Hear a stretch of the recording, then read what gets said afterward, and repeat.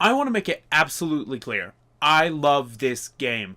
Ratchet and Clank for the PS4 was my first introduction into this series. I just didn't have a PS2 growing up. One of my friends luckily did have this series of games and let me play them whenever I go over to his house. I never quite understood why I liked the games. I just knew I did, and that they were fun, but I didn't care about the story or what was really going on. And then this beautiful bastard let me borrow the game for the PS4 back in high school. And James, thank you so much. I'm so glad you let me do that. I played it in full and had an absolute blast. And then PlayStation's over here like, hey, you remember how you have PS Plus? Yeah. You want this for free? Fuck yeah! So I took it. But I never really got back around to playing it. I just never wanted to play it again, and I never understood why. But now that I have that game review show, I had every reason to pick it back up and try it again. And I am so glad I did. So today, on that game review show, I'm going to be reviewing Ratchet and Clank for the PlayStation 4. You follow a little Lombax named Ratchet. He dreams of joining the Galactic Rangers, fantasizes about it even. And he's been working in this repair shop with his uncle? Friend? Mentor? The relationship is kind of vague. Anyway, Ratchet tries out for the Rangers and is immediately shot down because he's too fucking good at what he does, alright? Feeling bad, he looks up into the sky and BOOM! A rocket comes flying to the planet carrying a small little defect of a robot named Clank. Well, he's technically not named Clank, but his name is way too long for me to really remember or care, and Ratchet seems to share the same opinion and just ends up calling him Clank. From there, you two form a bond while repairing Clank and decide you gotta work together to defeat the evil Chairman Drek with the help of the Galactic Rangers. All of this happens within the first 30 minutes or so. Here's a couple things you also notice. This game looks amazing, it feels amazing, and you're hooked. The game itself offers a wide variety of different planets and different environments for you to play in, and they all just are breathtakingly gorgeous. You can spend hours just exploring and looking at these environments and probably never get old of it. If I were to be honest, I would even say that this game looks better than some of the best animated movies we have to date. Oh shit. Oh yeah, that's a thing, wasn't it? While the movie itself was a kinda... movie, I was happy to see that they included the cutscenes from the movie into the game. Not all of them were from the movie, but a good heavy majority of them were, and I really enjoyed that. It just kind of gave me this kind of PS2 nostalgia for movie tie-in games, which, to be perfectly honest, I was a sucker for. However, like I said, not all the cutscenes were from the movie directly. A lot of them were actually in-engine and looked really, really good, if I'm gonna be honest. But the facial animation is a kinda... ooh. It's a little rough. The game overall has extremely stunning and gorgeous graphics.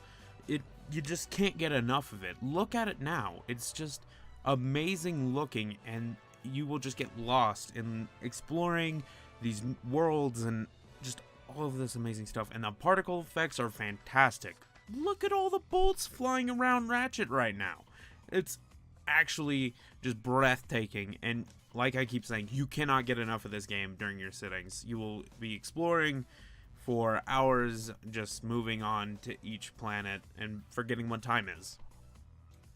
The game matches how good it looks with how good it plays.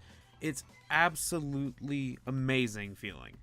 It is so tight and responsive that it's addicting, and another reason why you just get lost playing this game. The jumping, the platforming, the shooting, the fighting, the picking up of bolts, the walking even, it all feels phenomenal, and I just cannot stop gushing about this game. Ratchet and Clank offers a wide variety of weapons that are extremely unique and extraordinarily fun to use. A couple of my personal favorites are the Gruvatron and the Mr. Zircon. Personally, I love the Grubitron because it just shows how much detail and care was put into this game. Every enemy has a dance animation, from the very first enemies up to the final boss fight. Everyone's got one, and there's very little overlap.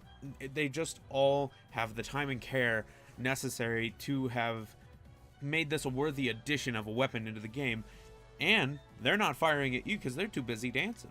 So that's a win too. And I just personally really love that little extra bit of detail.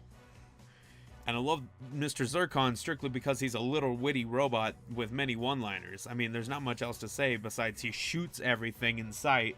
If it's not you, it's getting shot. And he's just absolutely amazing, because he can really save your ass a lot of the times in the game. And I use him sometimes as just because I'm a bad sniper. Don't at me. That being said, all the weapons do feel amazing, and you're going to always want to be switching it up and changing it up depending on if you get a new weapon, or even if you get just a new battle and you're like, let me try this out. You may just find a key that works.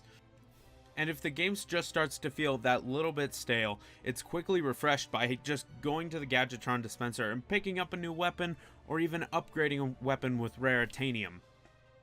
The spacing and the timing for this game is very well timed out, because it's like perfect. Just as you get that amount of bolts, you start hearing the guy going, hey, I got a new weapon here for you. You can buy it. And it's just like, yes. However, jumping back to the Raritanium thing, you're going to find it difficult to choose what to upgrade, considering that there's just so many weapons, and you're just like, I don't know what to upgrade first, what to upgrade next. I've only got X amount of Raritanium, what do I do?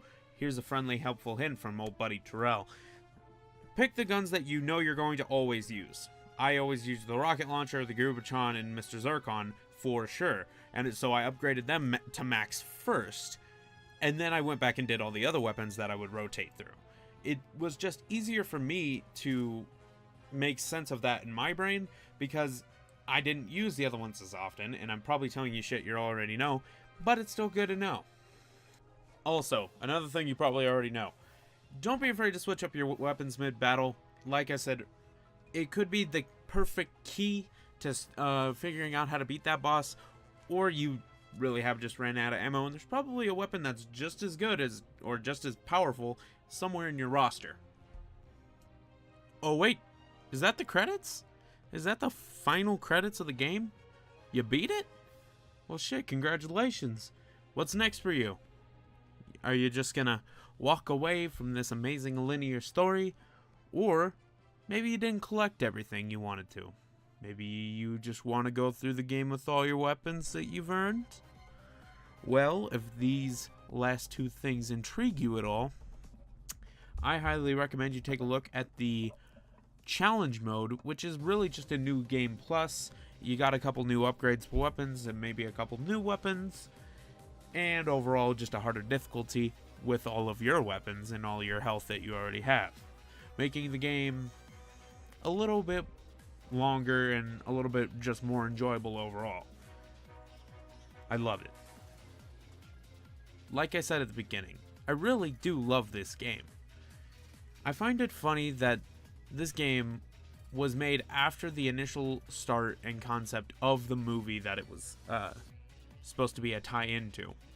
Well, it ended up being the other way around, with the game being substantially better than the movie.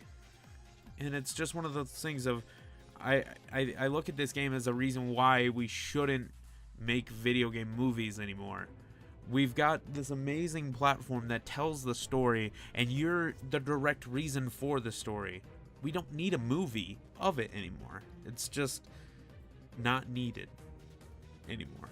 I still love movies, I love watching movies, but video games have their own special place in it. I really do recommend this game as well. Go pick it up. It's well worth whatever they're still charging for it. It's actually probably worth more. As well as, I cannot wait to see if Insomniac has more Ratchet and Clank planned for the future, and whatever else they plan to be making. Oh yeah, that's right, isn't it? I want to thank you guys for watching another video here on That Game Review Show. It was an amazing fun time getting to play this game again, and I want to thank you guys for giving me this platform to do so. Be sure to like, favorite, subscribe, all that shit, and I'll see you next time.